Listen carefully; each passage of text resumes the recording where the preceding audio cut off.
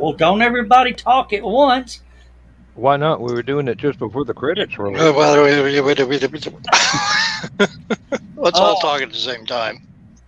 Yeah, sorry about that, folks. We were running just a couple seconds late this time because I looked up and it said it's showtime. I'm going, oh, pooey. Yes, really. Button. Who's got the button? Yep. One thing I figured out over the last couple of weeks with the new set of headphones, these are not made for music. Ah, really? They are excellent for voice. I can hear everybody talking, and apparently you can hear me talking, which is, take that with a grain of salt. Is it worth the effort? But when the music plays, it is flat as all get out. So I will not be using these to mix my next album, let me tell you. Dan, when is LibertyCon? What weekend? It is the 17th weekend of the 17th or whatever. Yep, 17th, 18th, and 19th. Okay. And Stephanie, did you get the ring light working? It looks like it. Yep. Took me a little bit to figure it out because I had to adjust the brightness because it was like, I can't see. Oh, yeah. No. Yeah, it's best to add a little color instead of white. Mm-hmm. And that just, for some reason, clears things up. Yeah, with the light, one I used to use too, but with the light I'm using, I've got a blue plastic cereal bowl covering the light bulb, and I get normal skin tone. And that's the name of Dan's next album, Blue Plastic Cereal Bowl. I've got. No, then John B. Pico will be. I thought it was normal skin tone. All right. So here it is without it. Yep. Oh, yeah. That's in the dark. Okay. And then I can increase the brightness.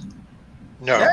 No, or I can decrease the brightness. That's but then there's a couple of other things better. that are like these, and I don't know what those are. Oh, that's your tints. That's your different colors. Oh, that's a little better. Yeah. Yeah. Go with the gold. Gold looked good.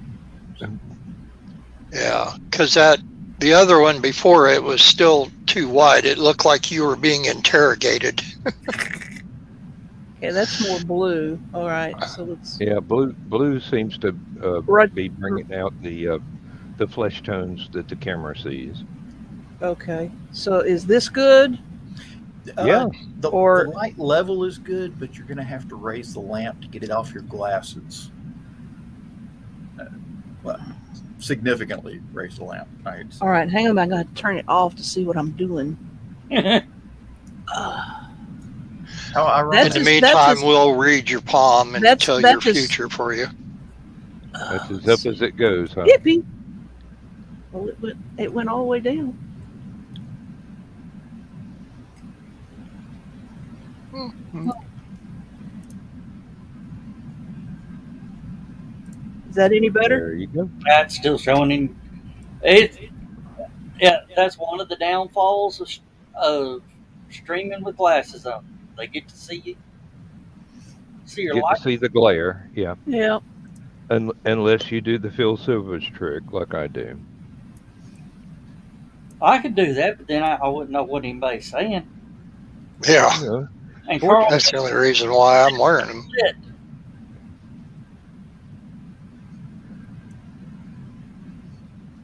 Okay.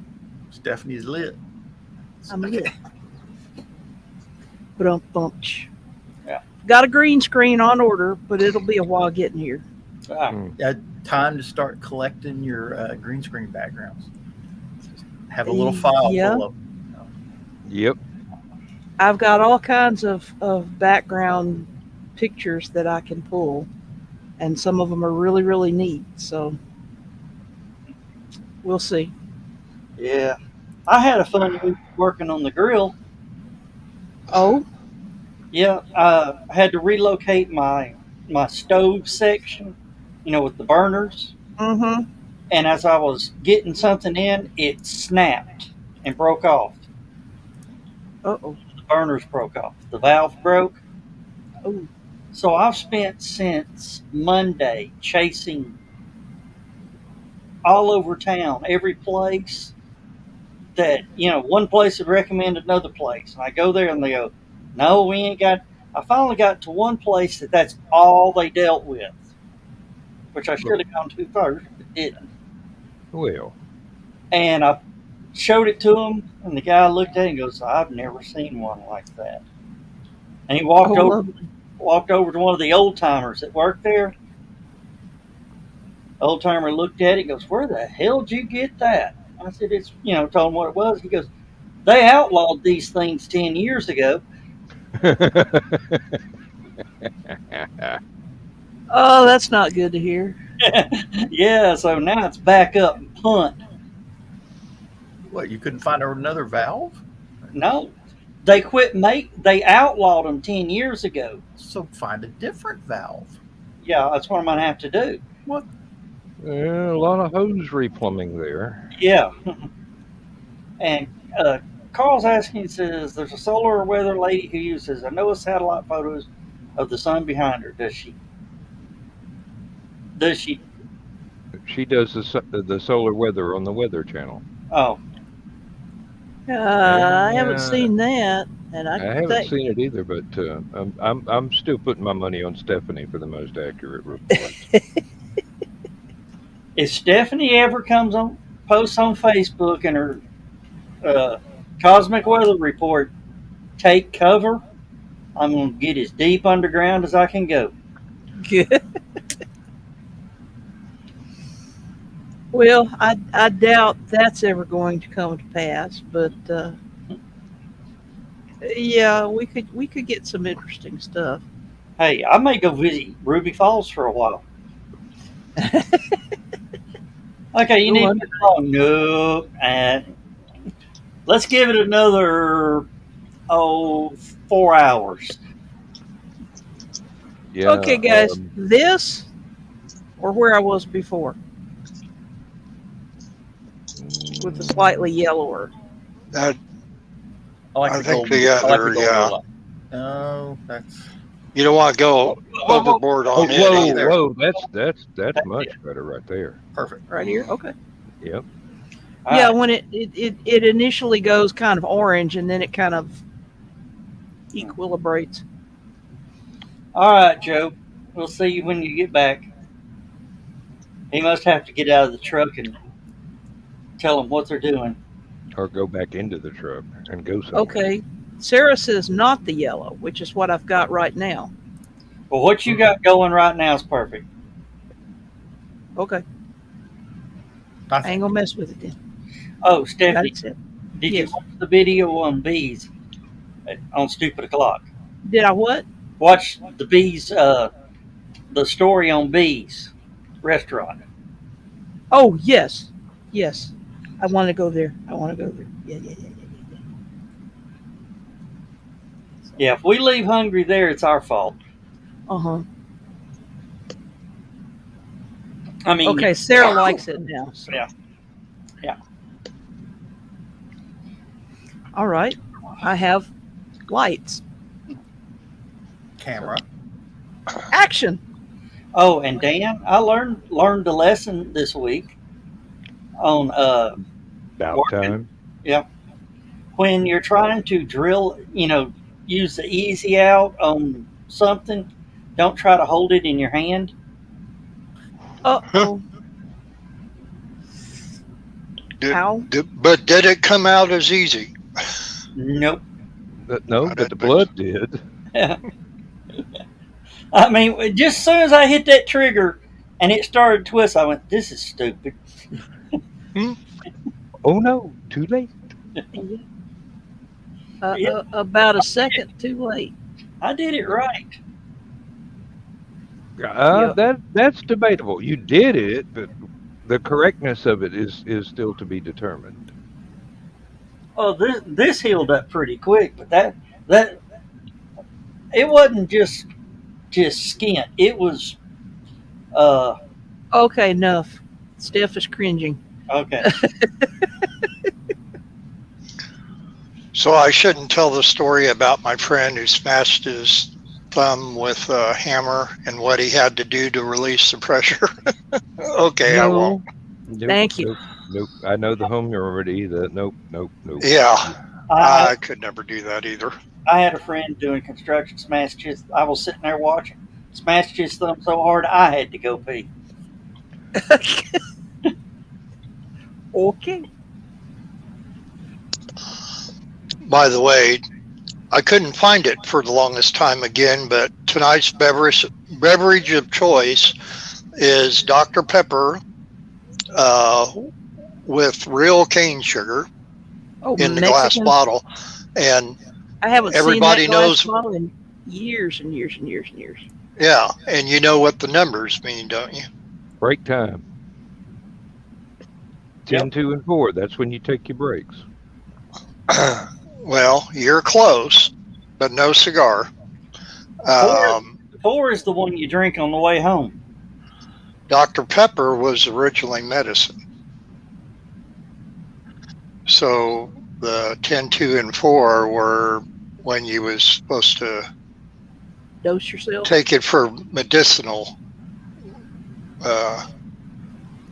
Medicinal uses. purposes. Which, of That's- course, you know, Pemberton originally was going to have Coke to be for medicinal purposes only as well. But It was. Oh boy, Yeah. was it?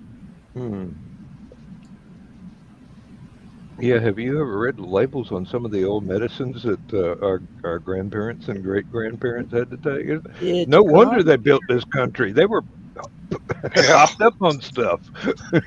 that's why they live so long. It turns out, according to everything that I have been, and this may not be correct, but according to everything that I have been able to research, apparently the reason why Coca-Cola tastes so different from Pepsi, or any other cola for that matter, is because while they took out the alkaloids like cocaine and stuff, they're still using the coca plant to flavor it.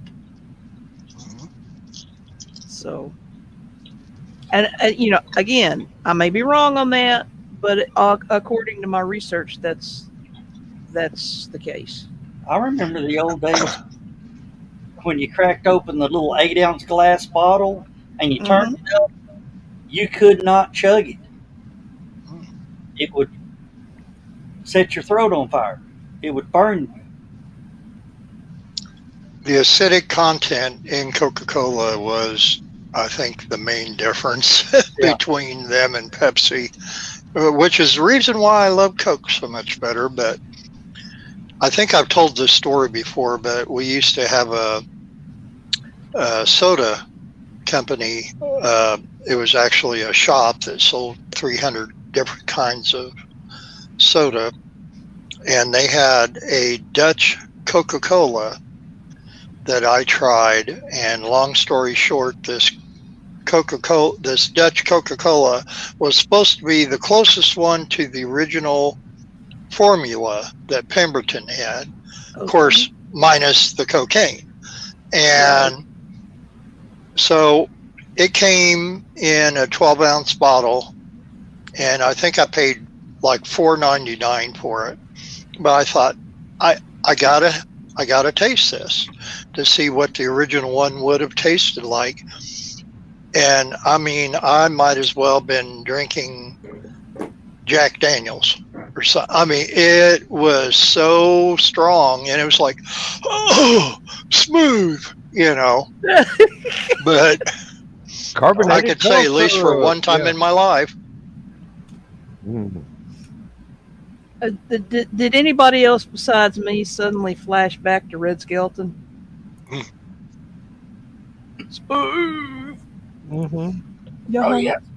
Well, What was the name of his cowboy character? Clem Cadiddlehopper. Yeah. Okay. Was Well- it Clem? No. no, it was a that was different the- one. Yeah, it was Clem Cadiddlehopper. Was the Southern? He was kind of the goofy. He had his Yeah. hat turned up, and Yeah, he played this. It was almost like a Butch Cavendish type of cowboy. Yeah. I know the one you're talking about, and I can't think of what the name of the character was. Let's see what I can find out. All right. Yeah, he had this gigantic, just ginormous cowboy hat. Hmm. And let's see, it's Clem Cadiddlehopper, Freddie the Freeloader, Gertrude Heathcliff, George Appleby, Yeah. San Fernando Red was There one you of go. them. And Sheriff Yeah. Deadeye was the other one. Sheriff Deadeye, that's the one that I would remember. Yeah. That one, when True Grit came out, they had John Wayne on there. And, That's Clem. okay. Yeah. Yeah. Uh-huh. Yeah, his regular goofy character. Well, they were going to have a shootout at the OK Corral sort of thing. And Red kind of tricked the Duke into not taking the spoon out of his cup of coffee and poking out his other.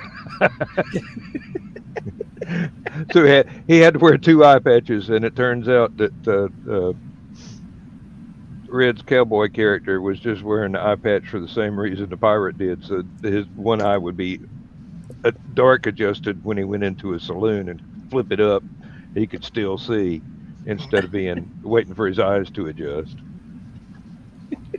You mentioned John Wayne. I'm sitting here trying to think of what show he appeared on, and I'm wanting to say it was either Red Skelton or Dean Martin, where he came out dressed up like an Easter bunny, but of course still kind of sauntered around and talked like the Duke. That could have been Laugh-In, but my money's on Red Skelton for that one. Yeah. John Wayne's grandson's acting now. John Wayne's what? Grandson. Oh, Is okay. Patrick Wayne's son. I just know he's John Wayne's grandson. Oh, and spoon in coffee cup. I'm the world's worst. I got to have a spoon in my coffee cup. Let's see. Red Skelton played a cowboy named Deadeye. Yep. Yep.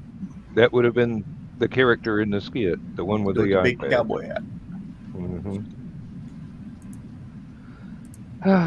My brother, speaking of spoon in the coffee cup, we used to go to a truck stop here in Oakwood that no longer exists. It was torn down and made into a pilot truck stop. And one friend of ours, who I won't mention his name in case he's watching, was always prone to having little pranks pulled on him and that. And a lot of it was something done to his coffee when he got up to go use the restroom. And my brother took one of the little coffee creamer containers, the liquid one, and stuck it down in the bottom of this, I almost said his name, this guy's coffee cup that still had, it was basically a full cup of coffee. And he stuck a spoon straight down into it, lodging it into that creamer container, which made the illusion that the spoon was sticking straight up out of the middle of the coffee cup. And of course he comes back from the bathroom and my brother says, "Man, you love having strong coffee. Look at that spoon," you know. And they would do all these pranks, pulling onto him. Finally, it got down to where every time he went to use the restroom, he would take the coffee cup in there with him. And the waitress come up and she'd say, "Why did you?" Well, I guess I said his name, but anyway, she said, "Why did he take his coffee cup in the bathroom with him at Dad, and my brother says, well, he doesn't like liquid sugar in his, and he likes something else in it instead. And, you know, it was just hilarious to watch him. And, you know, and it's like, Jay, drink your coffee to where there's nothing in the cup, then go use the restroom and come back, and nobody's going to mess with it then because it'll be an empty cup anyway, and you would naturally see if somebody did, but he never thought that way. So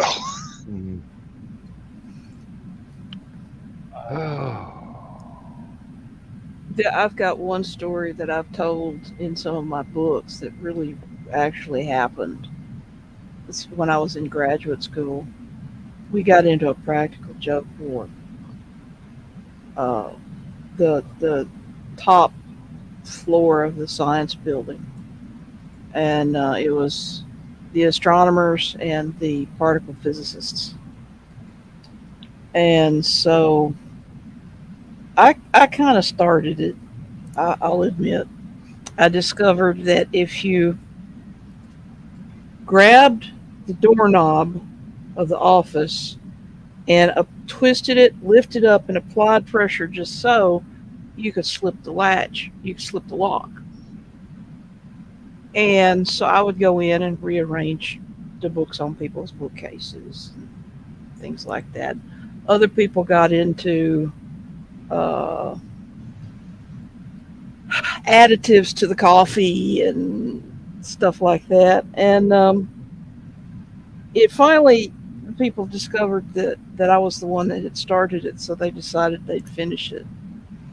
And they all got together, and it was like, I knew there was going to be, it had been a bad morning.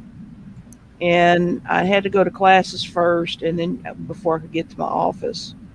And I knew it had been a bad morning, and I knew that I had hit some people the day before. So I knew it was time that somebody would hit me. And I was like, okay, that's fine. Just as long as they left me my coffee cup. I don't care what else they did. I got to have my coffee. It's been a bad morning. This was back when I could still have caffeine. This was back when I was young and strong and stupid. And I got to my office, and I pulled out the key, and I went to stick it in the lock, and the door says, and opens just a little bit. And I'm like, oh crap, they've already been here. Okay. So I pushed the door open, and no, they did not leave me my coffee cup. They didn't leave me my books, my bookshelves, my desk, my table, my chair. They even took the curtains at the windows. And just a blank, empty room, huh? Oh no, it wasn't empty, because then they took the toilet paper and then they opened the window and they threw the end out the window, and this was on the 9th floor. So the whole campus could see the toilet paper flapping in the breeze from my window. And then I had to go find my furniture. Nobody, including the professors, nobody would tell me where the contents of my office were.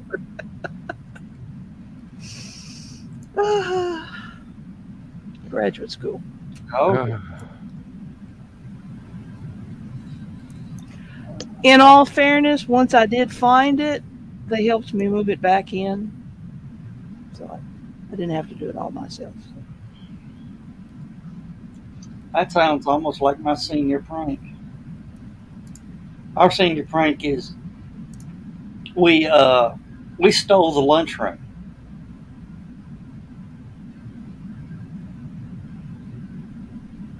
You got some splaining to do, Lucy.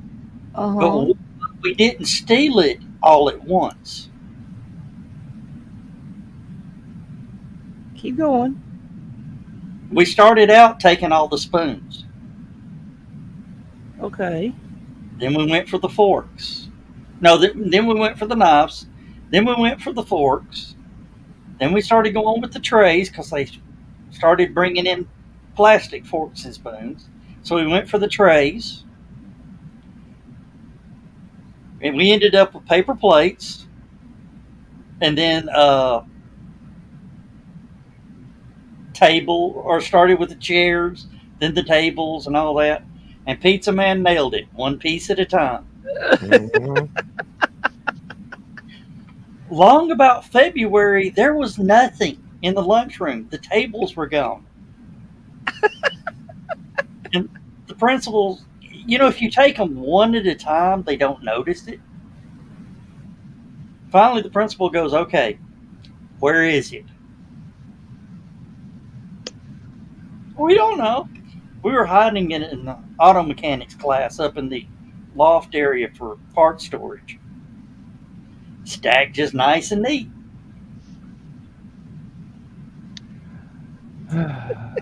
What? Daryl has told me stories about one of the professors in the theater department at the place where we did our undergraduate work.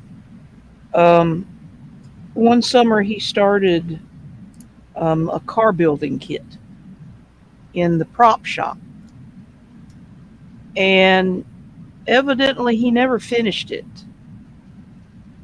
And so when they got tired of it taking up space, because they needed to be able to use the prop shop to build sets and prop pieces and stuff like that for the upcoming productions, they used the rigging, the fly rail rigging, to hoist the thing up and put it on a shelf, high shelf up in the shop, and it stayed there for. And then the professor came back from a sabbatical, which was when they had done it, because he just kind of went off and left it apparently. And he was like, "Where did my car go?" What? So evidently it was kind of one of those deals. Your car don't go. That's why we had to move it. Pretty much, yeah. So If it went anywhere, we would have taken it out to the Dairy Queen. Or whatever the local equivalent was for that particular batch of students. yeah, trying to remember what the local dairy dip was, because I think the local dairy dip there at that point in time was a mom and pop. So There is a mom and pop thing about 10, 12 miles from here. It's called Burger Chef. It is a mom and pop. It has been in business for almost 70 years. there used to be a chain called Yeah. Burger Chef and Jeff. and it went under. So that may be one of the last. Nope, these folks, they just started it up. They're still in the original building, the original location. It's not part of a chain. It's just somebody started it, and the people around here, if it's a good, inexpensive place with decent food, it never leaves. It never goes out of business. I mean, families inherit it, generation after generation. And I heard about it just the other day, and I'm going, that thing is still there. It was old as the hills when I was 10. Good hamburgers though. I mean, and I suppose hot dogs, although I didn't get any. So Yeah, we had a Burger Chef over in Danville that was, of course, part of the chain forever. And then like what Stephanie was saying, when they started to go under, the people who had owned it all those years, or the last name is Schroeder's, actually just took it over and made a local restaurant out of it, because they had so many of these retired people that would go there every morning and have coffee and shoot the bull and that, and they wanted them to continue to have that place to go to. So they, to all intents and purposes, it still looked like a burger shop, but it was called Schroeder's instead. Yeah, Carl, I've heard of that. I've heard of that, and actually, as part of it, the Burger King chain cannot build one of their restaurants within a set distance of the original, and it's several miles that they're not allowed to put one of theirs anywhere close by, and they were not very happy about this. But you do what the judge says, or you know. Well, it's kind of like back when I was in my horseback riding polo playing days. Ralph Lauren tried to sue the U.S. Polo Association for use of the word polo. I imagine that went over like a lead balloon. Pretty much. Well, it could be said that polo could be used for anything as long as it wasn't used for the same thing that Ralph Lauren used it for, which is a garment. So you could use, you could make a pair of hockey sticks and call them polo hockey sticks or whatever, or a whatever, but as long as it's not the same thing that he's got his trademarked for. No, they were trying to claim the name of the sport itself. Yes, they were. And the lifestyle of the sport, because in the upper echelons of the sport, you're talking about people that it's kind of like, you know, the racehorse industry. The people at the top echelons of the sport are posh and well-to-do. Guess what? Guess what? Hello, boys! I'm back!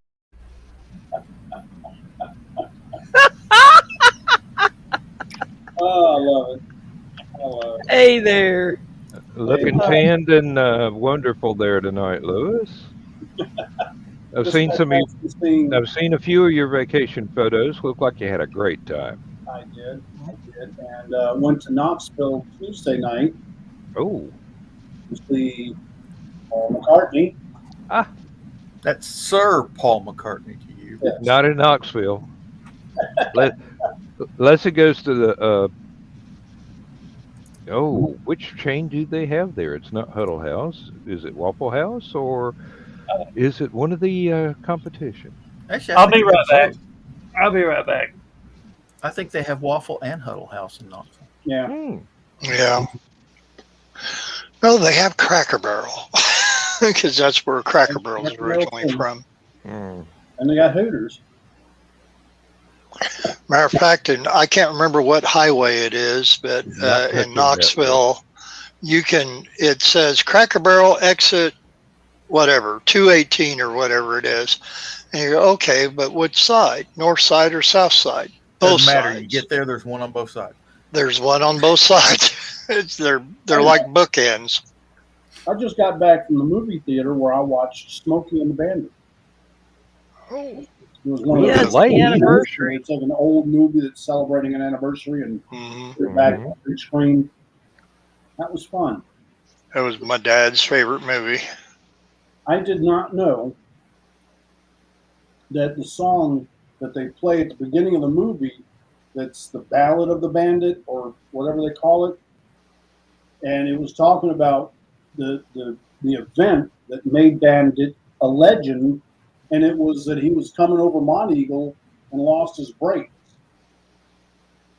Did not know that. The whole song was about how he was taking a load up to Nashville and coming down Monteagle, lost his brakes, jackknifed, and recovered. Did not realize that. I've gone over Monteagle with air brakes many, many times. Wet every time. Mm. And the bad part is when he did the Ballad of the Bandit was back before they reconfigured Monteagle Mountain, because now there's a lane goes on one side and a lane goes on the other side coming down. Well, you'd have to see it on the map, but it all used to be on the same side of the mountain. it used to all be on one, like 2-lane road going up to there. We worked that because I didn't get here till '91. So. They used to have a lot of rest areas up there too.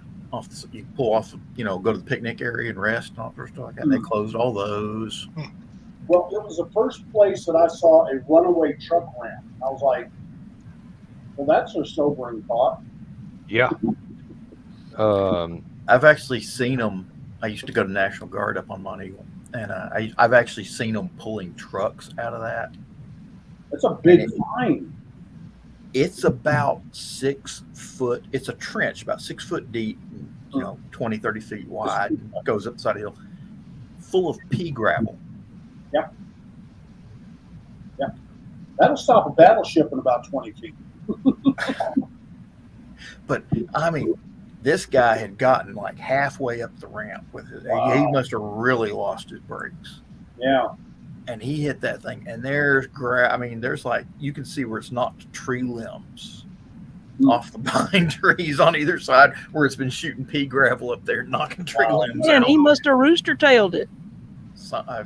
Something, but he was showering. It's like, running through a big water puddle. But the thing is, the water puddle's pea gravel. Yeah. So that spray has got sharp edges. Then he dug into. They were trying to figure out how to get him back, and they had, the Doug Yates wreckers, yeah, big ones.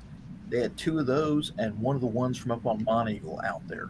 Well, yeah, because not only are you pulling an 80,000-pound truck, but you're trying to pull it through pea gravel.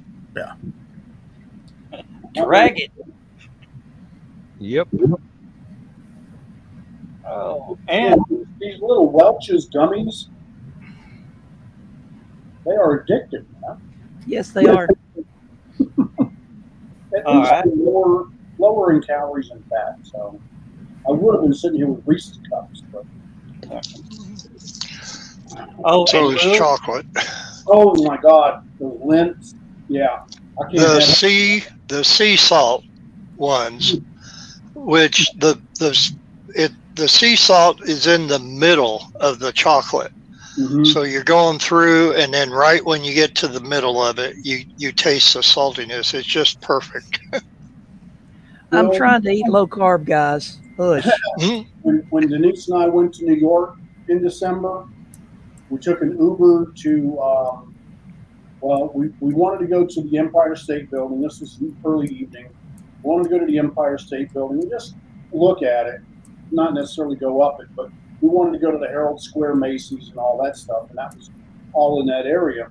So the Uber drops us off right in front of the Empire State Building, and the Empire State Building is on the left side of the road. We get out on the right, on the curb side of the car, and when I get out, I look up, and it's the Lindt Chocolatier mothership, the big store. And it was like a choir of angels started singing. And Denise and I said, we're going in. We may not come out. Cover me, I'm going in. And oh man, I mean, they've got just bins upon bins upon bins of those little, and every flavor imaginable. Flavors. Talk about death by chocolate. Oh. We walked out of there with a big old bag of Lindt chocolate. I'm having problems finding the sea salt one. It seemed like you could get it all last year up until Christmas, and of course they have special ones that they come out with for Christmas. And then I figured, well, as soon as Christmas is over, it'd come back. But then it's like everything else now, in our stupid society that you can't get a hold of. By the way, speaking of stupid, Joe Dog, I've been looking at the T-shirts in the Stupid O'Clock on the top of the page of Stupid O'Clock Facebook, and people go on in there and take a look at them. There's T-shirts, there's mugs, there's face masks. I even think there's a Stupid O'Clock Ferrari that you can buy for about $60,000. But anyway, little sticker. The black, yeah, the black T-shirts on there, the logo's on the back, and then the sayings on the front. Is that correct? Am I correct in thinking that? Okay. Stupid shirt or something like that. Yeah, there's two different sayings. Yeah. Something about "get stupid with us" is one, and these are some stupid times or something like that, which is probably quite appropriate. But the do they have any with the logo on the front, or is it just what's on that one? I'll make one. Just remind me later. Okay. All they got to do is go. That's right. Unlike other websites, we'll put the pocket on the back, and you can wear it backwards. If you're associated with this show, you really need to put the warning on the front so that people can see it as you're walking towards them. Yeah, people really need a warning. I'm going to get the one that says "I'm with stupid." Yeah. Well, I did mine, and I did, my little peel it off of it. Well, no, I won't. I'll just pull the whole thing.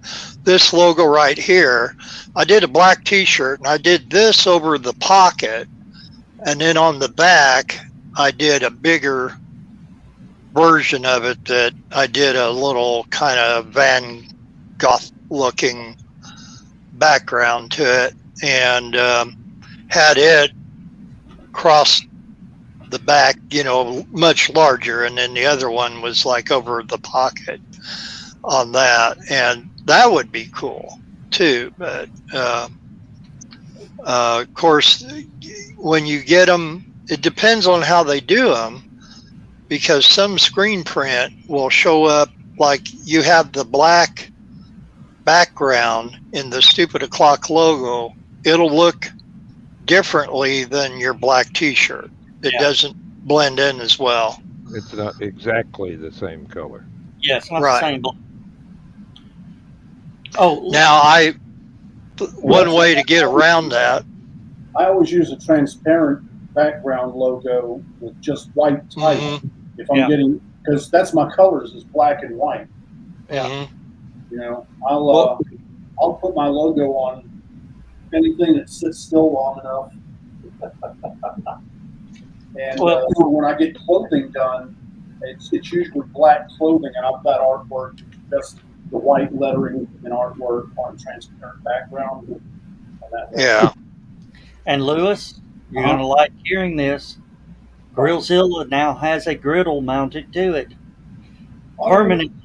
I never gave you that measurement. I'm so sorry. Well, I just finally broke down and measured the stand, and the way it worked out, the way the trailer sits, it's only this much lower than what it would be if I mounted it on the stand. Okay. It's perfect. And October then. Yeah. And all the burners are moved to the back. I'm going to have to replumb everything because I broke one of the valves. Come to find out, the valves were banned 10 years ago. Oh, you got the old type? Yeah. And had a stupid moment trying to use an easy out, trying to get the little broke piece out. I was trying to hold the valve and use an easy out at the same time. About time I hit the button, I realized this is stupid. Too late. It done wrapped up around my finger, and I think it broke this joint right here. Random person. Who is random person? And it could be possible. Who are you for one? And do not watch. Can I join? We don't know who you are, so you sort of need to let us know. Are we part? Did you just find us, or are you part of our friends from Facebook? That's the big thing. None of mine. Or are they Russian bots that deserted from the war in Europe? Mm. But Lewis, you're gonna like it. You're not gonna have to bend down underneath and twist. I'm gonna have knobs up here to twist and light, so you don't have to stand on your head and try to light. And I'm gonna put a windbreak underneath it too. Very good. And it's the 36-inch griddle, right? Yeah, it's a 36-inch griddle. Pancakes. Pancakes, sliders, about anything. Oh yeah. Bacon for burgers on Friday night. Yeah. Oh, What? there's going to be a territorial dispute between Lewis and Heather. Mhm. Oh, Lord.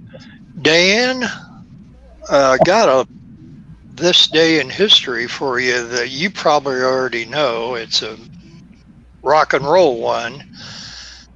We had 2 rock and roll birthdays yesterday and today, both from people from the Rolling Stones, one living and one dead.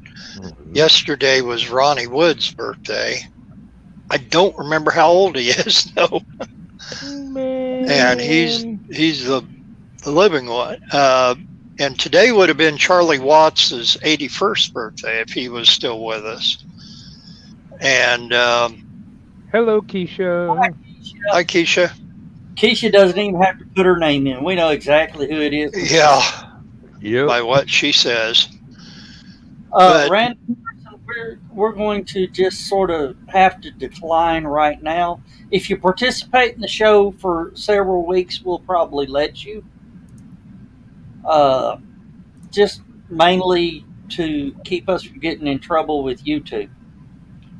Yeah. This is true. Which You is can altogether continue to too comment. easy. Yeah. Talk to us in the comments all you want. I mean, we'll run off on I just warn you, we'll run off on a rabbit hole in a heartbeat. Yep. What I was going to say was that 2006, Charlie was elected. Is it? I don't know if it's supposed to be elected or inducted. I'm never clear of which is the correct term, but anyway, in the Modern Drummer Hall of Fame. But did you know, though, the same year, Vanity Fair elected him into the International Best Dressed List Hall of Fame, because Charlie, he wore a suit and tie and everything, and that, but real quickly, just to wrap it up, my favorite story about Charlie Watts was that late one night, a very, very intoxicated Mick Jagger called him up in the middle of the night asking, he says, "Where's my drummer?" And Watts got up and he shaved and he dressed in a suit, put on a tie and freshly shined shoes. And he descended the stairs and punched Jagger in the face, saying, "Don't ever call me your drummer again. You're my effing singer."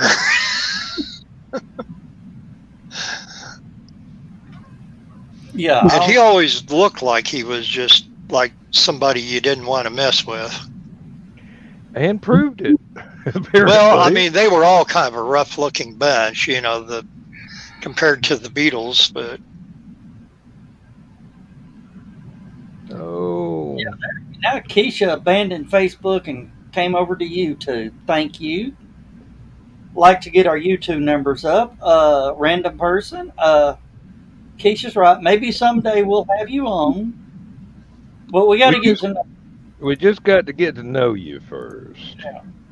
Got to get to know you, yes, oh. There have been several people, or maybe even programs, that have attempted to come on the show and with Ruth. were not quite as personable as they might have hoped. I think As I've we only, might have hoped. I think I've only actually booted one person completely out of the stream in the two years we've been doing this, and we're actually approaching or already past our 200th show. Congrats. Oh yeah, you'd be amazed at how many hours of people's time we have wasted. I think I had a Facebook memory come up a couple days ago that was my first show, or that I came on from last year, because I commented on your comment, Joe Dog, about being the Tim Conway of Stupid O'Clock or something. And I thought, man, that's been a year already. Mhm. It's like, Jesus. Yeah, We, Tom, you know, I mean, never mind. Well, come to think of it, I do remember, though, last June of getting on camera with you guys while I was up in a hotel room up in Chicago. We were doing an overnight instead of just a there and back trip. And I was commenting on two big screen TVs in my hotel room, one in the entry, or the, I guess, entertaining room, and then even a bigger big screen TV in the bedroom. And you had to caution me on making sure that that didn't pop up on camera. I was watching, I think, The Dark Knight or something that was on. oh yeah, we would have got a copyright strike. If Yeah, the camera so I had to move the well, it was just my phone then, but I had to kind of move to a different spot so it wouldn't show up in the background. Yep. Oh, Lewis, I just remembered something. What? So, how did the drywall mud go over the OSB? It took 2.5 coats, and I put on some drywall sealer primer, 2 coats. I think. Okay. Oh man, it did not take well. I wound up using 5 gallons of drywall mud for one wall of stairwell. Mm. Yeah. Now, I have seen OSB where they take and they stain it, and then We wanted to brighten it up. We're staining the stair treads. Yeah. But we wanted the wall to be brighter. oh, okay.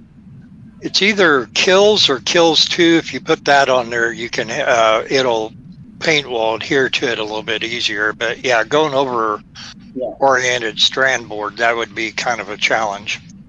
Yeah. Of course, I saw you up on the ladder, scaring.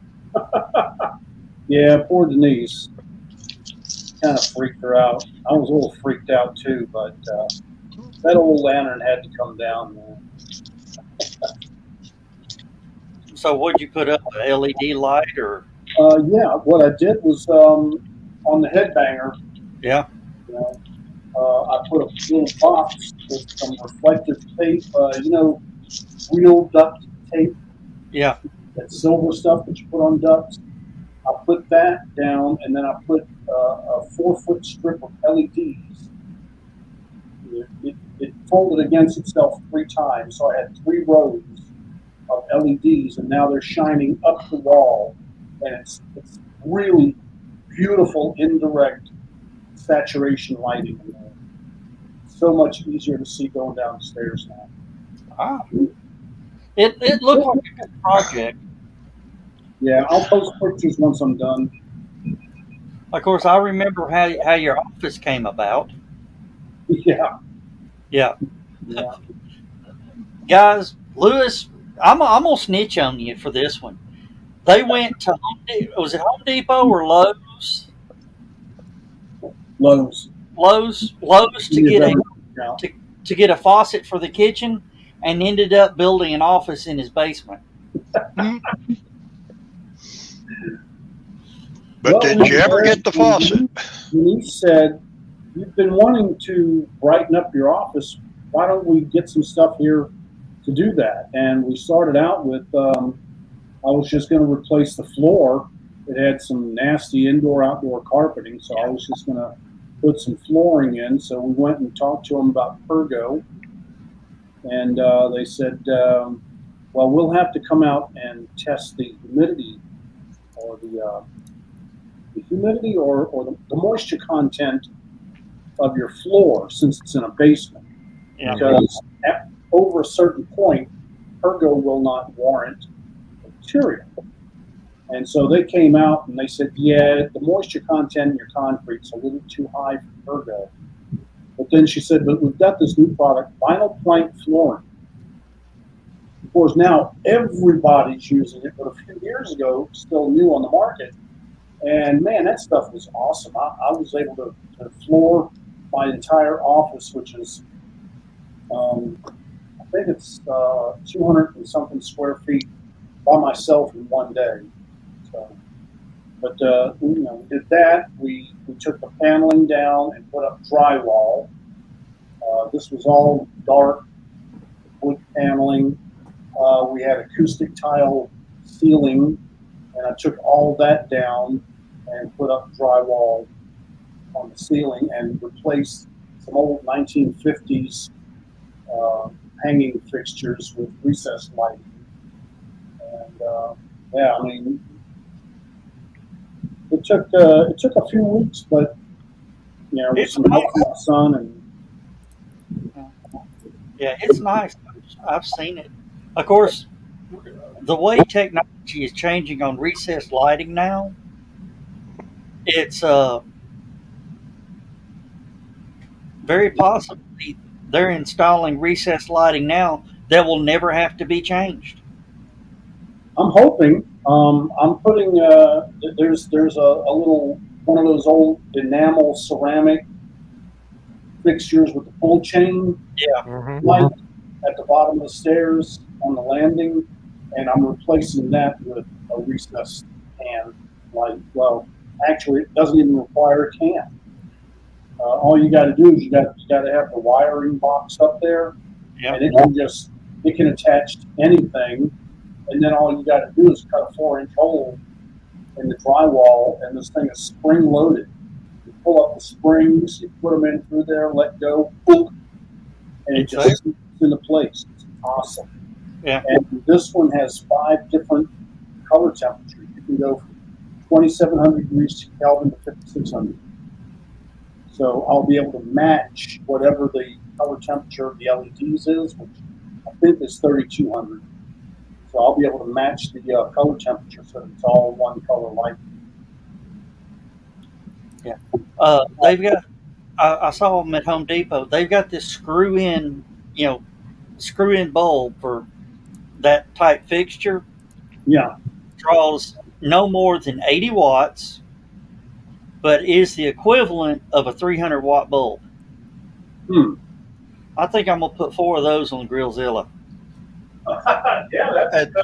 Before you do that, let me show you these, Joe. I got a pack of these at my garage. Okay. Oh yeah. They screw in anywhere a light bulb will go in your garage or something like that. And there's 3 LED panels. And they don't show the picture here very well, but these are adjustable. You can fine tune your lighting. Yeah. And it shows one there, but they come in a 2-pack. And man, those things are great. Let me see if there shows the panels. Yeah. Yeah, I've got one in my garage. And those things are great. That may be what you want to get on Grillzilla, because then you get to actually aim the pedals. Yeah, well, I'd have to move the light boxes and everything. I'm gonna try to do as little work. I've done enough work on it already, and I've still got a bunch more to do. What do you Oh, got? let's pull up Lewis. Yeah, There you. that's what I've got, and these are the springs, and you just you flip those up. I'll be right back. Put that into the hole, and the springs come down and hold it into place. And this thing is it's dimmable, but it's 9 watts, but it puts out 960 lumens. So that's pretty cool, and it's very low profile.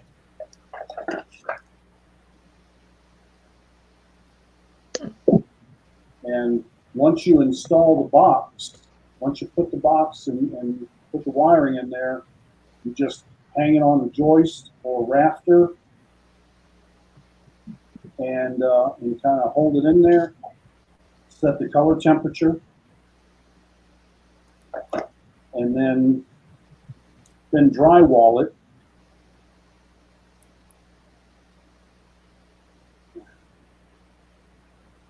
And it doesn't want to unplug right now. I'll figure it out later. But then you just get these guys, hold it in place. Can't wait. That's going to look so much better than what's up there right now. Cool.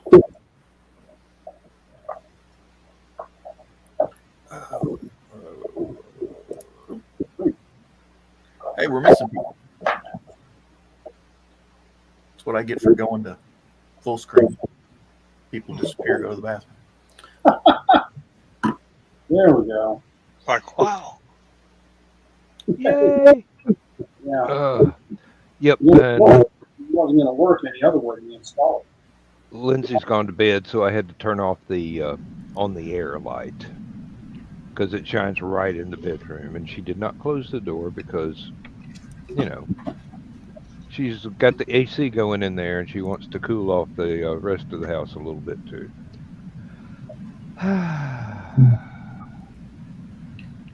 Back. Sorry. What a miss. Oh, you missed a good one, Joe. It's a shame you weren't here. I'll watch it on repeat. Mhm.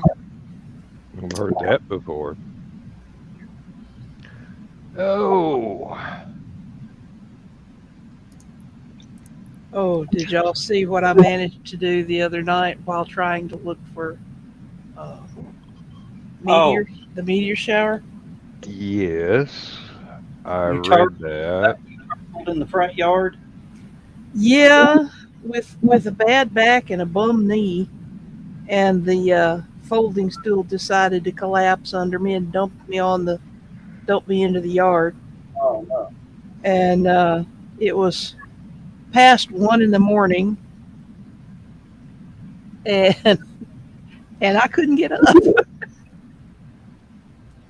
So that got interesting. Did you have a life alert? Pardon? Did you have a life alert? That's what I was thinking. I've got this thing, and this thing it's a Galaxy Watch that I use as my emergency help. I've fallen and I can't get up. I called a neighbor.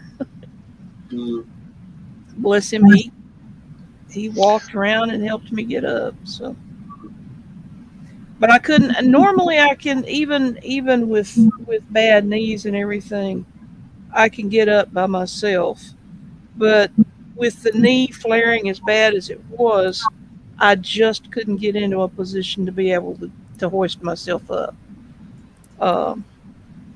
And Did you have anything to grab onto? A broken chair. Said, Yeah. well, yeah, besides that, but no.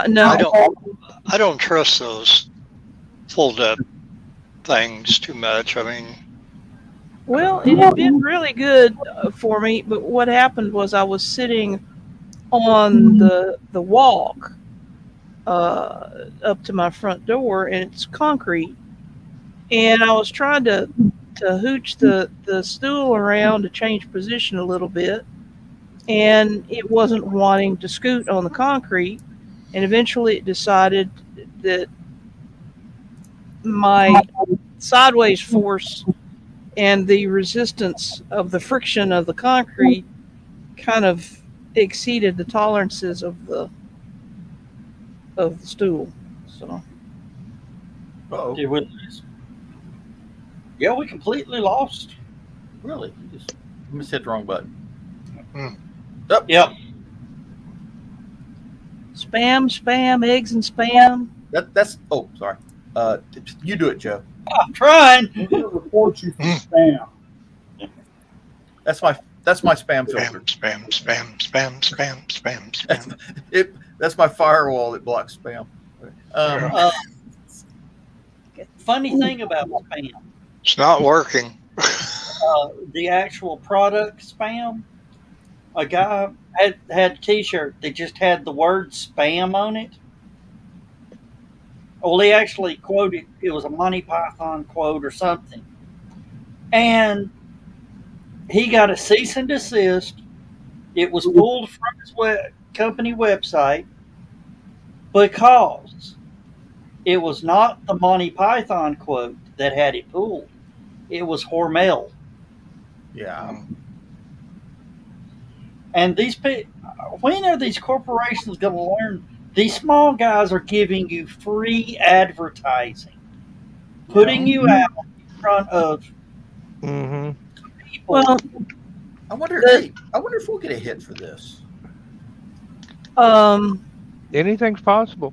Somebody tried to claim ownership of a teeny tiny I'm a square pepper, you're a pepper. of a photograph of the Coma Berenices that was on a NASA website that was public domain in 1995, and I've been using a little piece of that photograph because it's public domain for 25 years, and they hit me up for Last Man Standing for that being part of the end credits. And I protested and said exactly what it was and where it was, and Facebook made them withdraw their claim. I mean, it's a NASA photograph, as Stephanie can say. Once something belongs to NASA, it always belongs to NASA. Well, it's the trick is the definition of copyright versus the definition of trademark. In the case of something that is trademarked, that trademark must be actively defended or you lose the trademark. Mhm. And that is why you have these things happening with a corporation that owns a trademark going after some little guy who is, as Joe said, trying to give them free advertising, but didn't ask permission first. Yeah. That's the problem. What was that thing, Joe? What was that thing NASA was doing a launch? And of course, it's on their website. It's public Well, it was the domain. hot fire of SLS. Was that what? And then what is it? The astronauts and there's news media was there, CNN or somebody was filming them coming out of the building. Apparently, once they left that building, the news media, because they were out there filming, copyrighted the astronauts or whatever coming out. Yeah, SpaceX broadcast. And hit the news media, hit the SpaceX people with a cease and desist. NBC Universal was who it was. Kidneys. It's, you know, Needless to we say, really need to bring back mob tactics with some of these people. Okay, like you sue me for stupid stuff like that, send somebody over to his house, break his kneecaps with a lead pipe. Okay. well, needless to say, NASA got involved Yeah. because SpaceX got a copyright strike. Like SpaceX lawyers went to NASA and goes, "How did we get a copyright strike on your your build by NBC Universal? We don't know. We'll figure it out." And the copyright strike just sort of disappeared. Oh yeah. Mm-hmm. Well, there's a music producer and music educator named Rick Beato. Oh yeah, He's out of Atlanta, has a YouTube channel, and he does a lot of these dissection videos, and they're called "What Makes This Song Great." He's done almost 150, 160 of these things already. But there are artists that he will not feature simply because they always block him from making money on his page because of copyright issues. And I'm like, okay, this guy has well over 1 million followers, and a lot of these people either haven't heard this music yet or didn't understand the background or whatever. For whatever reason, they're hearing this music for the first time and would probably purchase it from having seen it featured on his channel. yeah. But these publicity companies are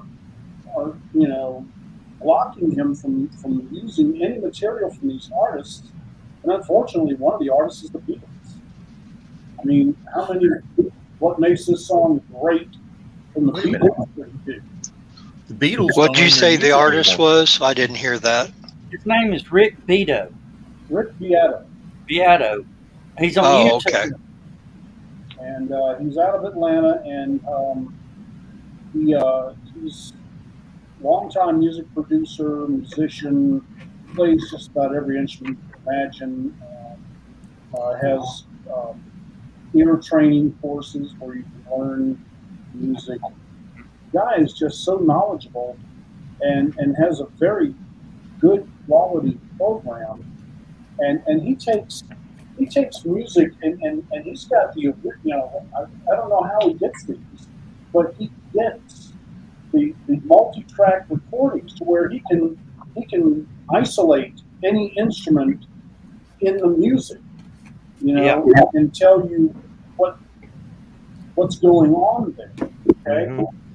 And it's just I don't understand any musical artist that would deny him the rights to play their song, because all it's going to do is Drive up generate- sales.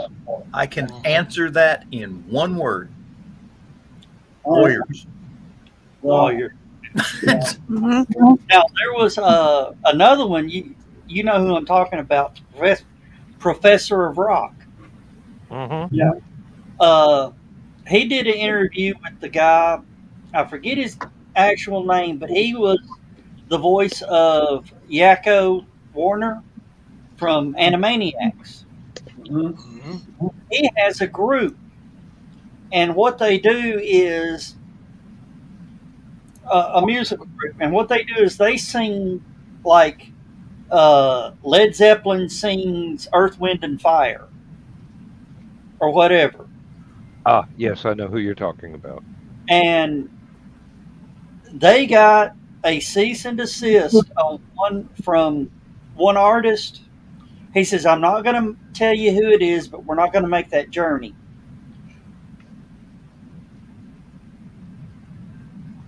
No, he says, Real subtle. he says, "We're not going to talk about that journey with that band." And the problem was he sounded so much like Steve Perry that Steve Perry sued him on the point, not that he sings it. He sounds so much like him that people may confuse him for Steve Perry. You're talking about Rob Paulson, aren't you? No, not Rob Paulson. But it's He's the voice of Yakko. Yeah, but this was a fellow that does cover versions of other people's music, but mashes it up with something else I understand that, but he said something earlier does. about being the voice of. He's one of the voice of the Animaniac, the guy Oh, Animaniac, okay. with the one with the British accent. That would be Yeah. Wacko. Wacko, That'd yeah, be Wacko. That's Chris Yeah. Parnell. yeah, yeah. Josh Harnell. Yeah, and actually, Yakko or Wacko is the Beatles. He combined all the Beatles voices into one. I think it sounds like Ringo about the most Yeah. when he does it, but Depends on the script. yeah. Joe. Flynn goes, friend of mine writes and plays his own music, gave me written permission to use some of his of the music on documentary. He is a creator. He used it and got blocked from YouTube. Go figure. Okay. Well, that's nothing. Lewis played a video of Lewis giving an interview. Lewis giving an interview of he moved to Cleveland, big artist, plays piano. Yeah. I can't Howard remember the the Duck. I can't remember the name of who it was. Phil. Phil Lesh? No. Trumpet player. Oh. Yeah, we got a copyright strike. Did we? Yeah. How? I shot that. Somebody else claimed they owned it. It was just like Yeah, the thing with the they end credits claimed for Last Man. Him playing on the piano is what they claim. Well, and he was singing "You Are So Beautiful," Yeah. which has got to be in the public domain by now. That is weird. Oh yeah. But it was. I think it was actually a Warner Brothers. Well, it wasn't a strike. It was a claim. It was Warner Brothers making the claim. Trying to think if Joe Cocker recorded for Warner Brothers.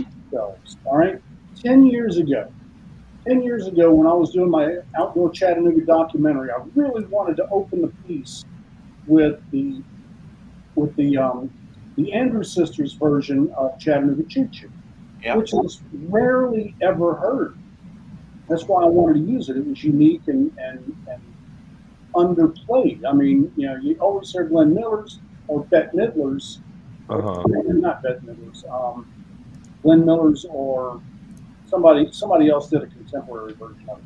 But you never hear the Andrews Sisters singing Chattanooga Choo Choo. Oh, Manhattan Transfer. Yeah.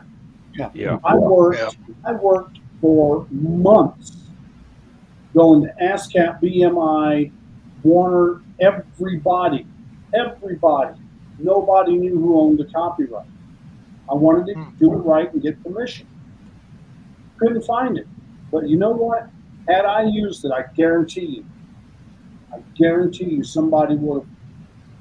Yeah, you would have found out who had the copyright real quick. I would have found out. But nobody wanted to claim it early on, so I could do it right. Well, that's when you post it to YouTube. Now just post it to YouTube, and you find out exactly who owns it. Well, this before Disney. YouTube was what it is now. So here's a question to all of you about this kind of thing.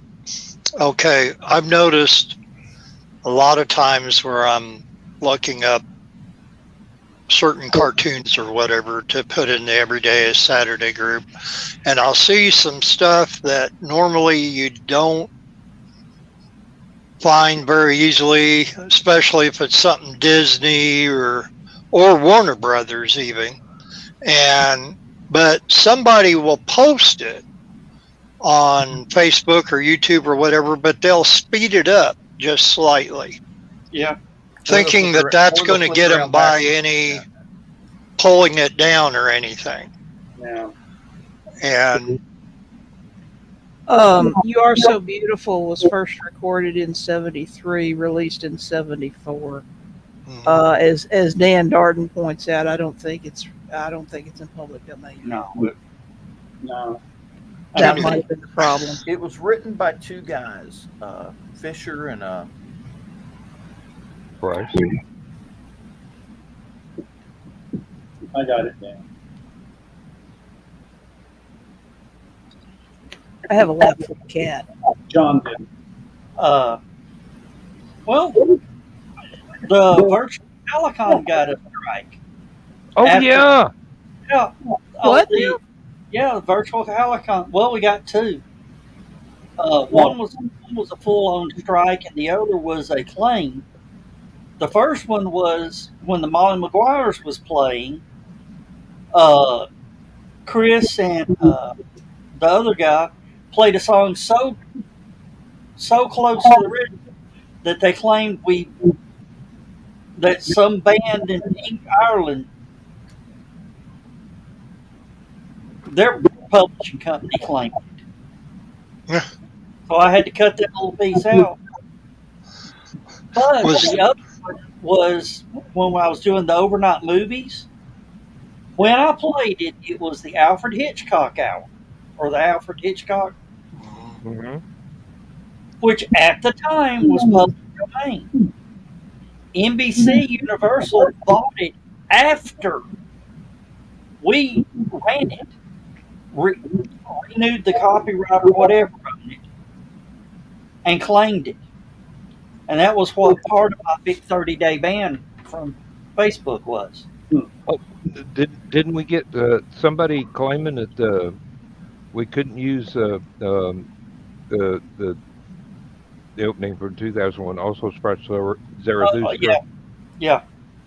And I mean, public domain.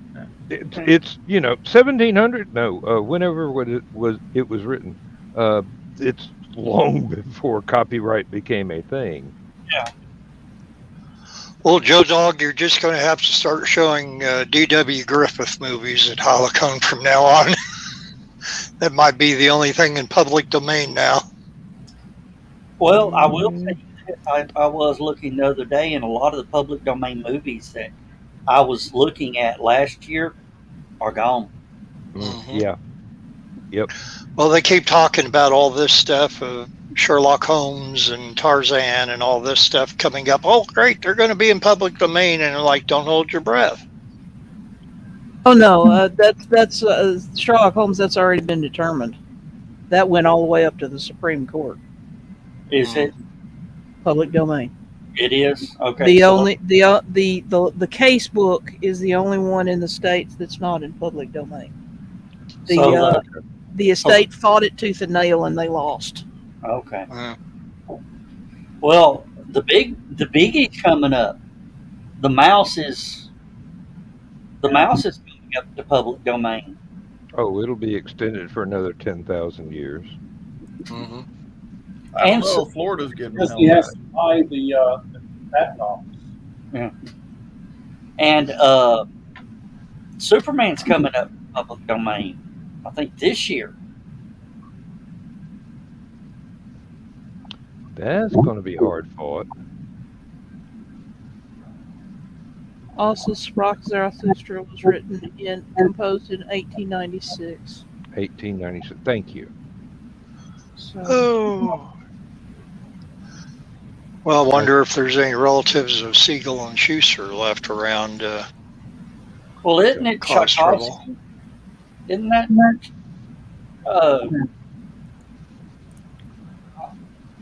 Strauss. Strauss. Yeah. And it might have been Ricard rather than It was Richard Strauss. Ricard, yes. Sure, it wasn't Levi. No, but he might have bought some. Mm-hmm. I mean, that is period. I wonder if they're related. That would be interesting, wouldn't it? Unlike Say what, Lewis? it's unlikely that they're related.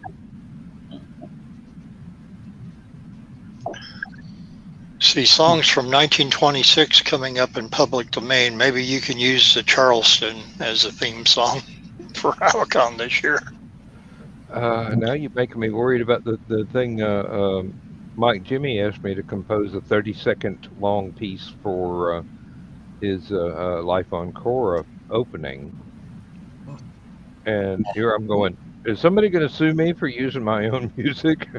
We need to start an independent production company for guys like Dan that make their own music, just little things that they can copyright their own music. Just real simple, real cheap, like the $10 copyright. Write it down, put it in an envelope, never open it kind of thing. Those don't hold up in court anymore. Oh, really? Well, we need to come up with something like it. Well, and then we'll actually call the company. You don't own it, we do. Yeah. I wish my retired lawyer friend Randall Abbott was watching tonight, because he is just a plethora of information about copyrights and trademarks and that. I went to him when I started doing my stuff and asked what I had to do to protect myself, and he even though he's retired, he's up on all the current laws. There are lots of ways that you can de facto copyright material. For example, there's a business in Chattanooga called L2 Boards, and they use the L and the 2, superscript 2, like I did. And I went to them and said, I'd really appreciate it if you could change your logo. And the guy bowed up at me, and he says, "I'm going to change my logo. I've been here as long as you have." I'm like, "I don't think so, pal." And I pulled up the Who Is on L2images.com and showed him that I had secured that website long before his business. So he finally backed down and agreed to change his logo where it didn't look like mine. He's still using L2, but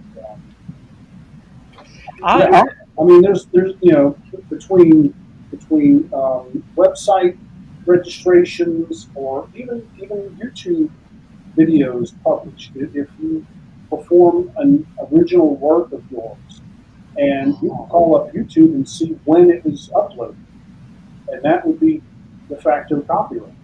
Mm-hmm. Yeah, well, YouTube actually gives you a date that when it was published.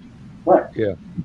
All right, I'll be right back. You don't have to go to the copyright office anymore. You don't have to sit. As a matter of fact, they said, please don't.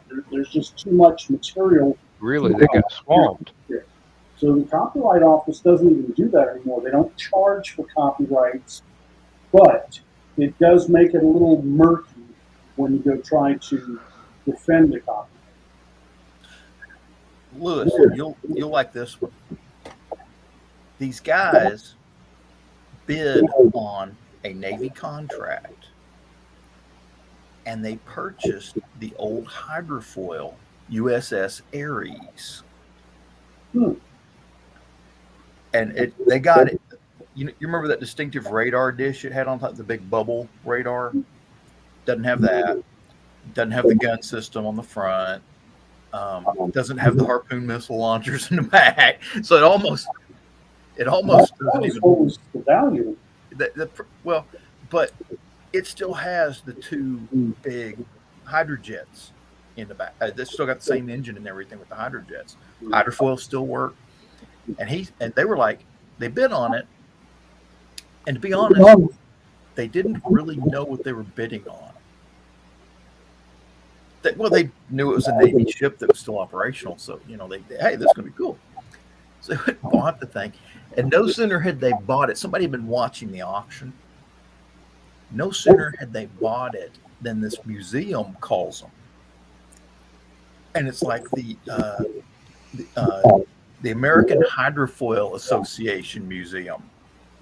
Apparently, hydrofoils were a big thing all the way back into the 30s. You used to actually be able to buy pleasure craft that were hydrofoils. Yeah. Of course, The James Bond movie had theirs. Yeah. Johnny Quest. Johnny Quest, but you could literally go out and buy hydrofoils. As soon as the water jet engine came out, they started building hydrofoils. So anyway, and it showed them. They took it out.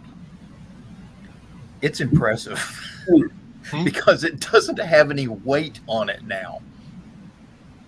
Doesn't have the gun, doesn't have the radar, doesn't have the missiles in the back.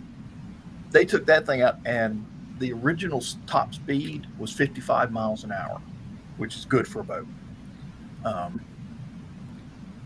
They can do a little bit better than that now. Without all that extra weight, yeah, No I kidding. imagine they might even. Hey, that thing carried 8 harpoon missiles. Harpoon missiles about 1,000 pounds. That means they lost 4 tons in the back, plus this 3-inch gun system that used to be on the deck, and the ammo and actuator and all that. The radar that was up there didn't weigh that much, but that big fiberglass bell it was inside of. Wind resistance, yeah. Wind resistance. So now that tower's gone. Zoom. Good night, Carl. Hi, Carl. Glenn just posted up something. UK works created after January 1, 78 are copyright protected for the life of the author, plus an additional 70 years. So you're looking at potentially like 140, 150 years. Yeah. Mm-hmm.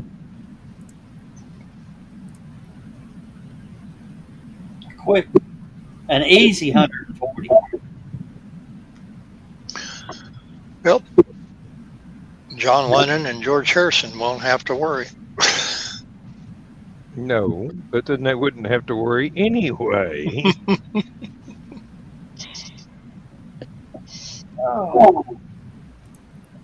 I think we talked about it before. Has anybody seen the movie Yesterday? Yes. Bits and pieces. Love, yeah. Stephanie, that's one you would enjoy.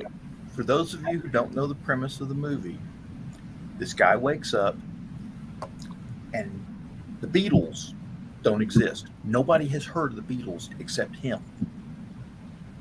So he starts playing all the Beatles songs, and everybody thinks he's the greatest musician since, Elvis Presley.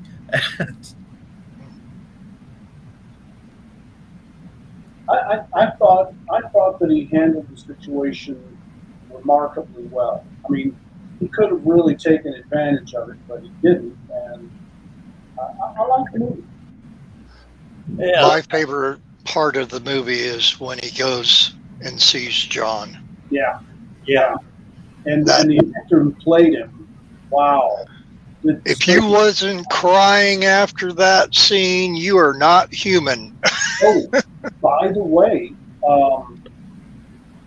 at the Paul McCartney concert, about 2/3 the way in, he was talking about Get Back, it's the Get Back tour. He was Right. talking about the documentary Get Back, and he said Peter Jackson approached him and said, by the way, if you want, I can isolate John's vocals and put together some tape that you can sing with John again.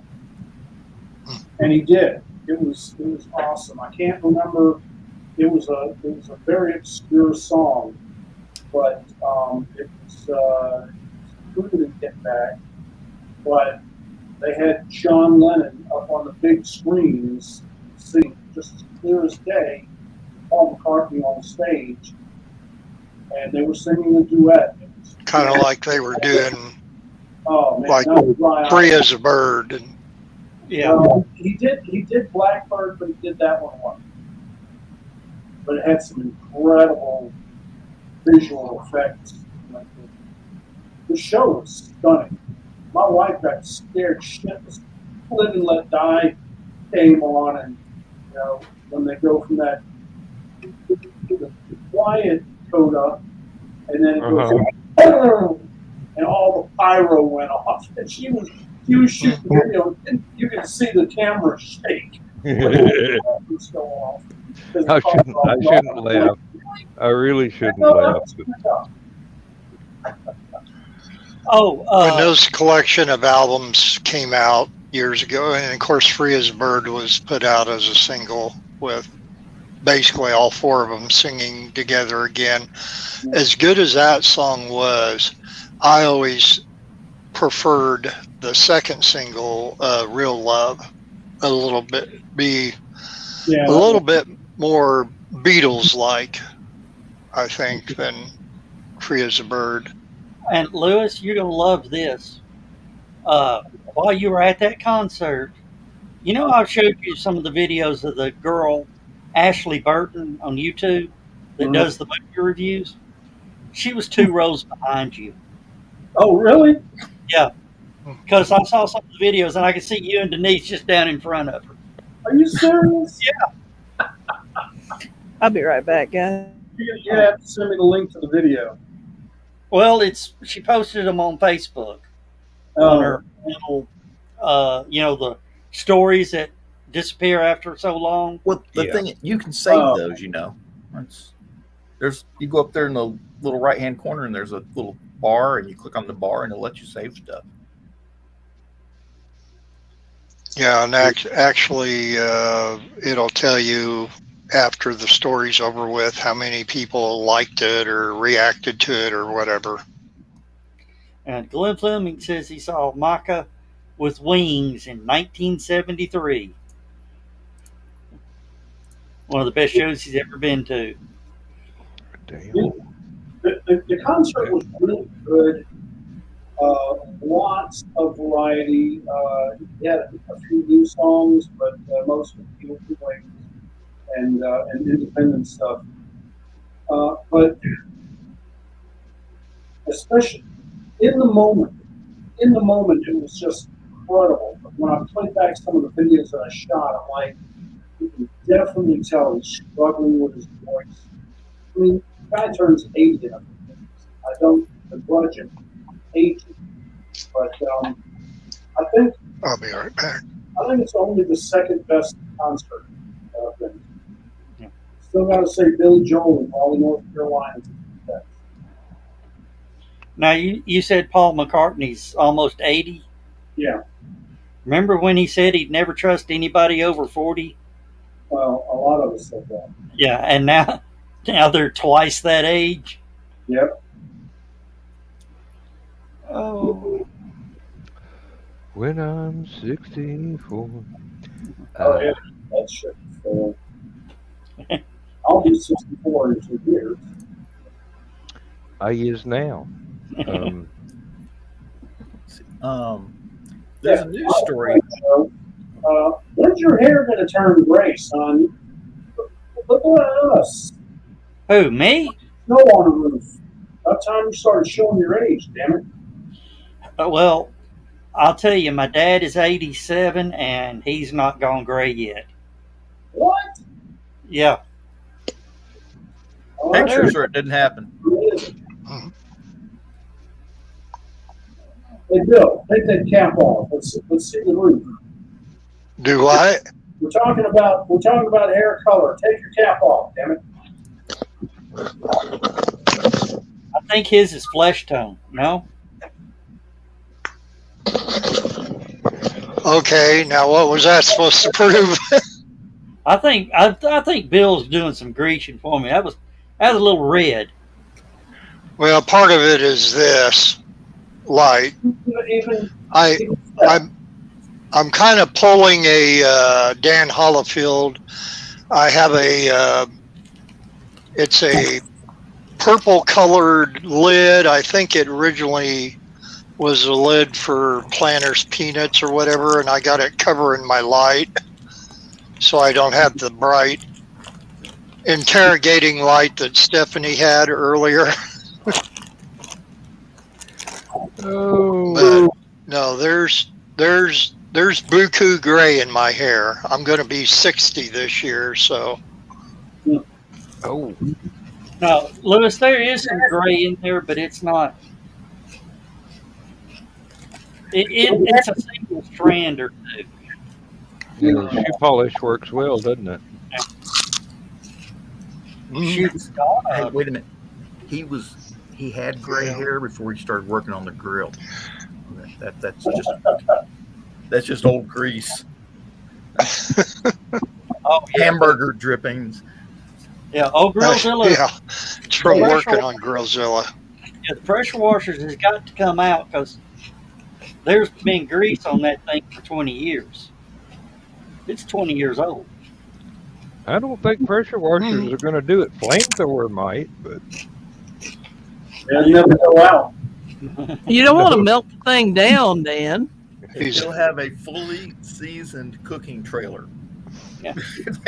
like a cast iron skillet. unfortunately, the seasoning is sage. So He's wearing that Dapper Dan hair stuff that you put in your hair. my Well, sister hair asked back. me one. My sister asked me one time why I didn't start dyeing my hair darker when it started turning gray, and I go, "I earned this. Absolutely. That's what I told my kids. I worked very These hard." were hand Give it grenades. to your kids. These were mortar shells, and this is C4 plastic explosives right here. I've earned every last one of them. Lewis, you were talking about Paul McCartney a little bit ago, and did you ever have the Wings Over America triple live album? That No. come out in '76. I never bought any Wings albums. I liked a lot of their songs, but I was already a dad by then, so.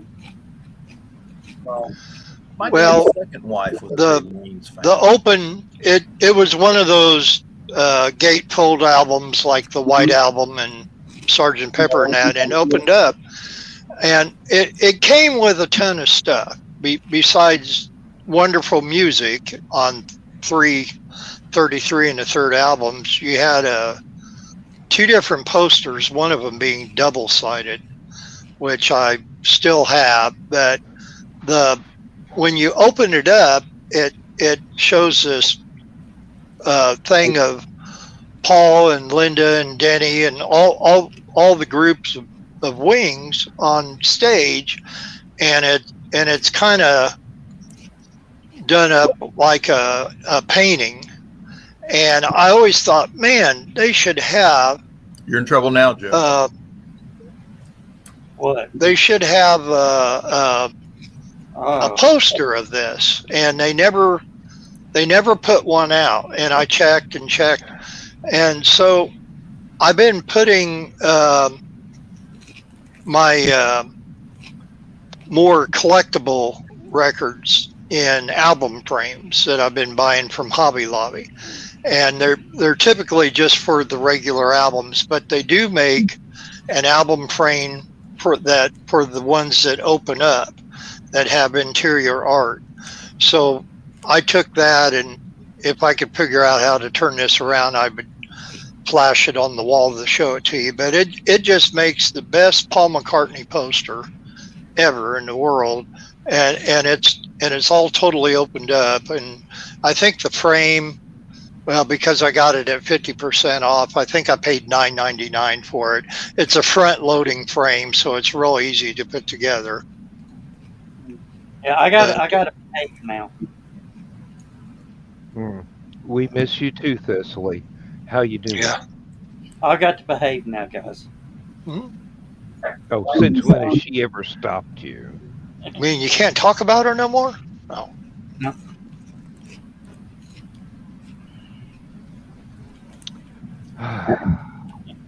Just sort of looking over his shoulder, sure.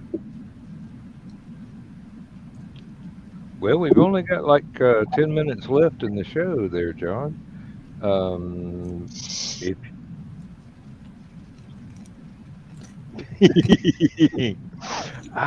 yes. I have missed that wit. But we still got the next show. Yeah, John, try talking with the microphone live. Well, when I bring up the Facebooks and the YouTubes, I always turn the microphone off so you won't get the double entendre. And so anyway, I noticed that Thessaly was posting pictures. She's changed her hair again.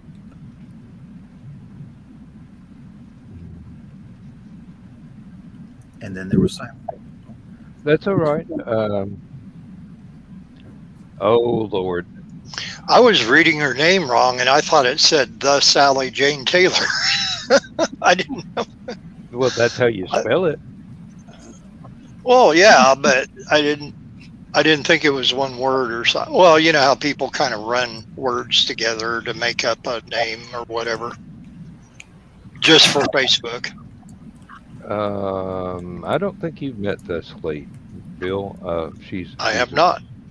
She is a very don't think- delightful young lady, and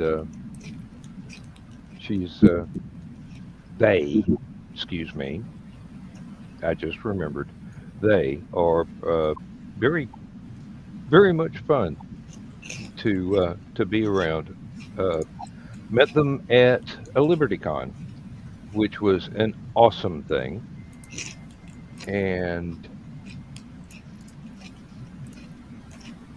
they Yeah, made she- guest appearances from time to time. Yes, got the violin. Yes, indeed.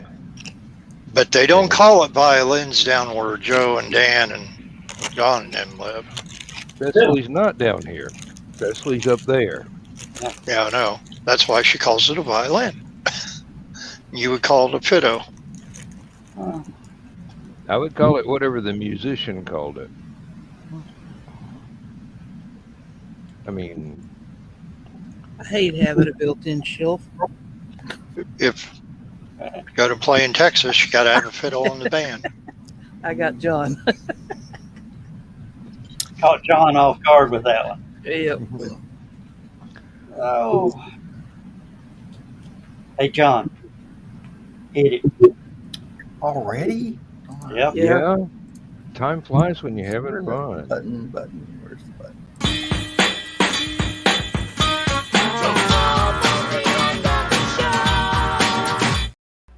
And Stephanie was That was awful early, though. You got about 4 minutes. Oh, it's 10 till. Yeah. Isn't that when you normally do it? No, 5 till. Oh, you've been 5 doing till. it at 10 till. I've been doing Hey. it 15 till. That's my Well, prerogative. Do it again at 5 till. And at 3 till. What I want to. My And at 1 till. It would help if I would use the right mouse. Squeak! Generally speaking, it does, yes. Okay, I'm just. Howdy.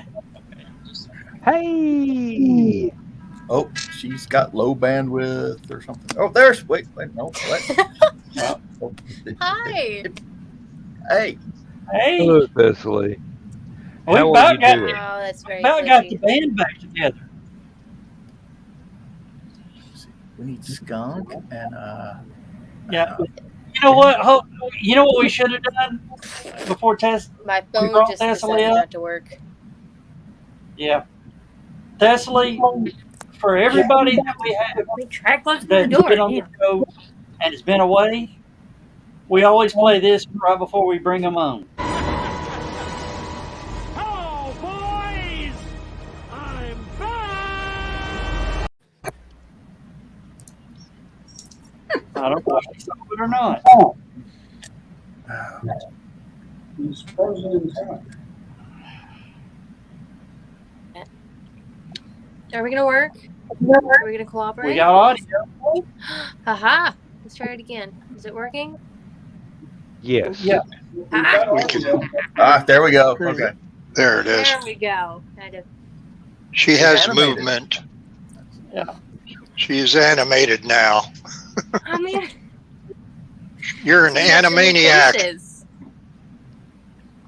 Oh, introductions are in order. Okay.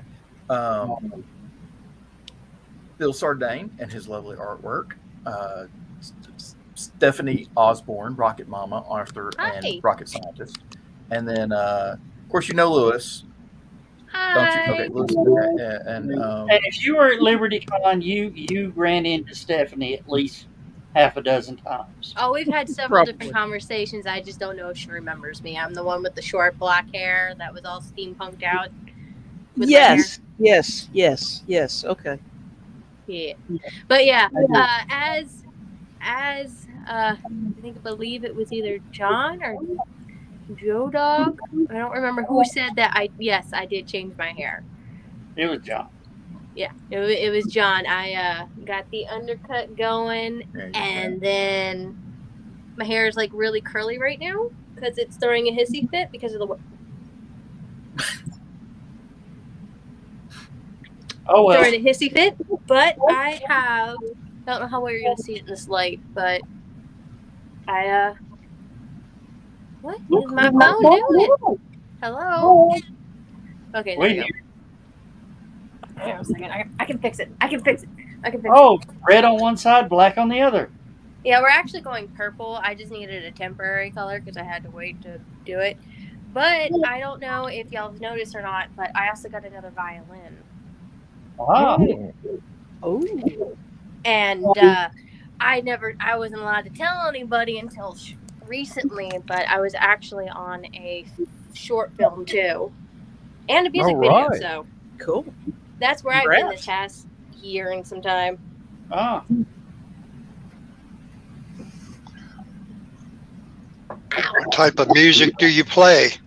I play just about any type of music. But I primarily do a lot of improv in front of people more than anything. I do a lot of jazz, sound effects, cringy violin sounds, the stuff that no one really hears because we practice for 40 hours a day. Yeah. Oh. I'm trying to stay awake. Sorry. You need some energy. Yeah. Well, I'm wrapping up. Dan, now, Tesla, Dan does his own show coming up in just a few minutes. I did not. And I just sent you a link through Messenger. Bet. Bet I'll be there. Oh. It'll be a fun time in the old town tonight. Lewis, were you down at the cemetery Memorial Day? I did not make it this year. I was in Atlanta. Oh, okay. I saw your boss on there on the giving a speech. Oh yeah. Yeah. All dressed out in his uniform. Are you still at the station? I don't even know anymore. Yeah. Okay. I still do news in the morning. As a matter of fact, I got to write 3 stories tonight. They'll air in the morning. Stay put. We're not moving. Great. Not moving. All right. But yeah, I guess we need to start wrapping up. Thank you, Lewis, for coming back. We've missed you. It was fun. And Yeah. where'd you go, Dan? It's just music. I've got just a few minutes for the end credits roll here and my starting credits roll, so I have to dash. So sorry. Okay. I will return. Go to the dash room. Oh, but Thessaly, thanks for popping in. We've missed you. I missed y'all too. It's not that I forgot that you did these. I was kept looking for the notifications, and then by the time I got the notifications, it was like 2 a.m. Oh, good Facebook, huh? Yeah, faithful Facebook. What is it you call it, Stephanie? Faceplant?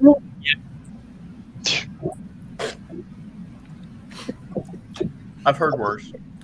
Yeah, well. Yeah. Well, No, John, that's a dating site. No. Wait, what no did you say? Facebook. I've heard worse. And it wasn't a dating site.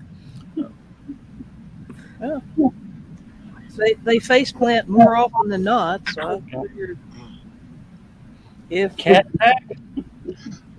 Who, me? No. Face palm. Good night, Glenn. And Big Smoke said loves Dan's train. That's at the Chattanooga Choo Choo. Where That is number number 29. is it 29? Yeah. No, the track's supposed to be 29. I can't Please remember. don't fall. Please don't. There we go. I don't know what the engine number is, but the track. Yeah, no, the engine number is 29. They weren't creative about it at all. Well, these things, they happen. Yeah. Dan, slide out of the way. Maybe you can see the number on the side. Is it 29? I can't read it. It looks like 43. Goodness, show it on the front. Goodness. Great facial expression, Jodo. Circle on the front of the engine. Yeah.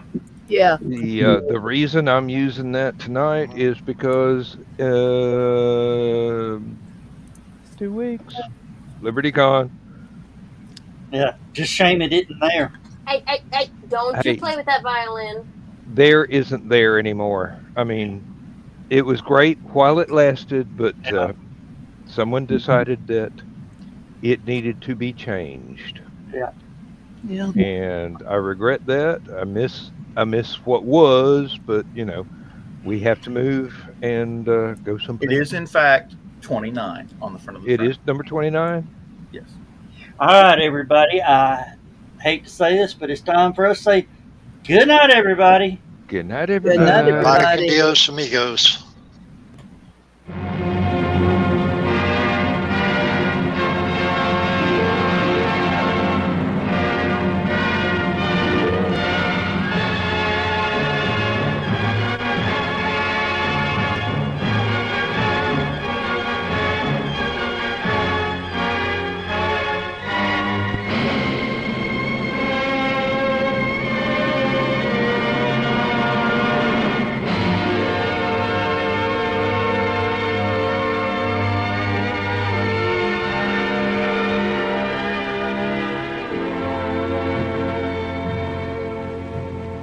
I have slept the surly bonds of earth and danced the skies on laughter-silvered wings. Sunward I've climbed and joined the tumbling mirth of sun-split clouds and done 100 things you have not dreamed of. Wheeled and soared and swung high in the sunlit silence. Hovering there, I've chased the shouting wind along and flung my eager craft through footless halls of air. Up, up the long, delirious, burning blue, I've topped the windswept heights with easy grace, when never lark nor even eagle flew. And while with silent, lifting mind, I've trod the high, untrespassed sanctity of space, put out my hand, and touched the face of God.